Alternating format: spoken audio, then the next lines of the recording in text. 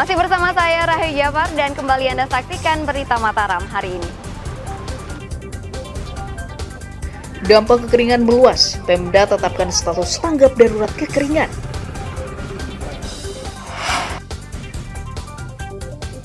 Dinilai lalai saat mengemudi, polisi tetapkan sopir istri gubernur menjadi tersangka. Melanggar aturan KPU, Bawaslu desak Pemda tertibkan alat peraga kampanye calon legislatif.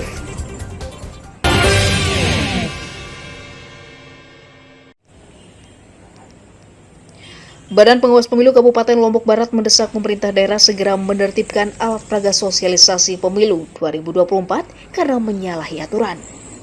Bawaslu menilai alat peraga caleg yang dipasang di sembarang tempat menyalahi aturan KPU nomor 15 tahun 2023 pasal 59 tentang kampanye.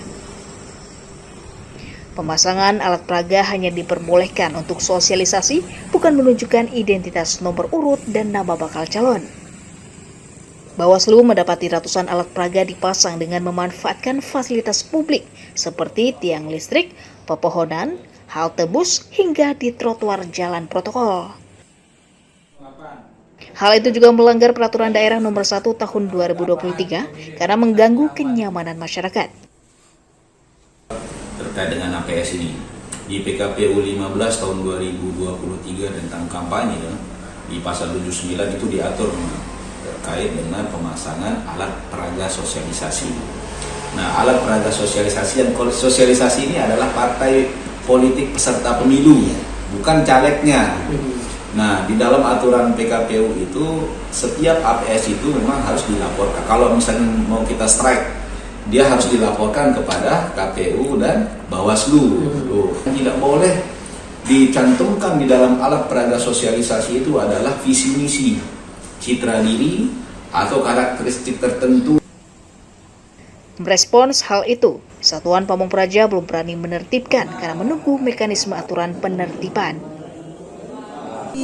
Karena APK, terus apa istilahnya itu kan banyak macamnya. Nah, yang tahu persis kan nanti teman-teman dari Bawaslu, mana ini ajakan, mana kampanye, mana sosialisasi. Nah, ini yang perlu ini. Kalau saya lihat, kalau sosialisasi ajakan enggak apa kampanye juga.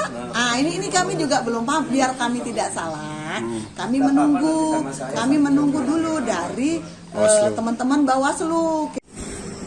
Bawaslu berharap Pemda membantu menyosialisasikan aturan penyelenggaraan kampanye untuk menjamin ketertiban dan kenyamanan warga menjelang pemilu 2024. Hairul Amri melaporkan dari Kabupaten Lombok Barat.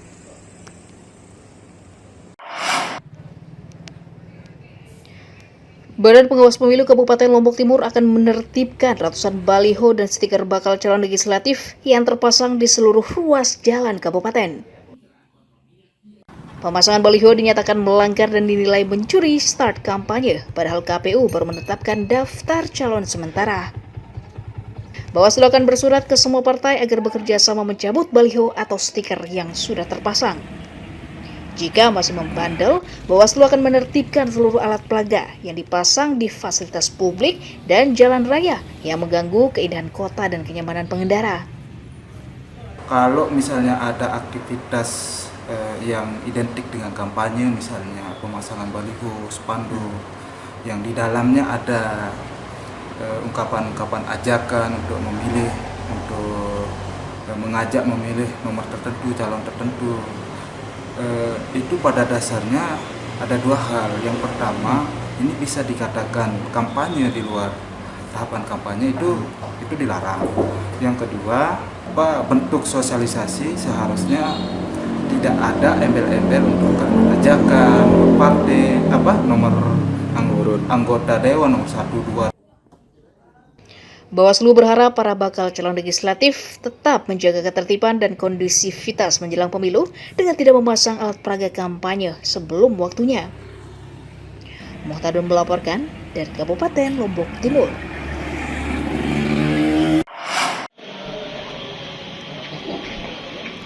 Pemuda bernama Muhammad Ilham Andika asal Mataram diringkus Satuan Reserse Kriminal Polres Lombok Utara karena diduga mencuri sepeda di tempat kerjanya di sebuah hotel di Gili Trawangan. Ilham ditangkap di rumahnya di Kelurahan Monjok atas laporan pemilik hotel yang kehilangan sebuah sepeda dan diduga dibawa oleh pelaku. Polisi menyita sebuah sepeda sebagai barang bukti kejahatan. Polisi masih mendalami alasan tersangka membawa kabur sepeda milik hotel tempatnya bekerja. Sebuah pelaku pencurian sepeda di mana TKP di wilayah Gili Trawangan, yang kemudian kami menemukan sepeda yang dicuri oleh LA di Gili Air.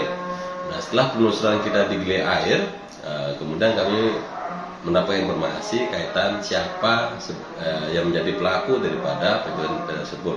Setelah kita telusuri, kemudian LA berhasil kita tangkap dan amankan dari Kota Mataram. Kemudian LA ini adalah kerja di Gili Trawangan dan merupakan staf.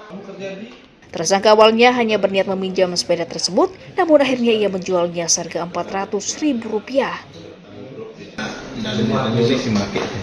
pakai sepeda itu, tapi tidak saya bawa pulang,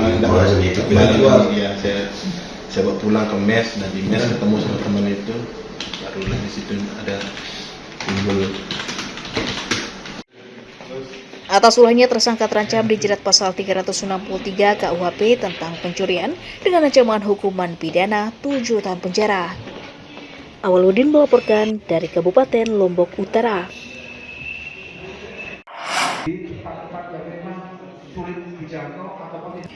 Puluhan barang bukti hasil pengungkapan tindak pidana kejahatan dikembalikan ke Kepolisian Resort Kota Mataram kepada pemiliknya. 57 barang bukti berupa ponsel, mobil, motor, mesin air, dan televisi disita dari sejumlah kasus kejahatan yang melibatkan puluhan tersangka curat, curas, dan curanmor. Pengembalian barang bukti digelar secara terbuka tanpa dipungut biaya apapun sebagai ungkapan terima kasih kepada warga yang telah membantu pengungkapan sejumlah kasus kejahatan. Kapolres menyatakan telah mengembalikan 186 barang bukti kepada masyarakat selama 6 bulan terakhir. Itemnya cukup banyak, ada seperti tadi tempat media, ada motor, ada mobil, ada handphone, ada TV.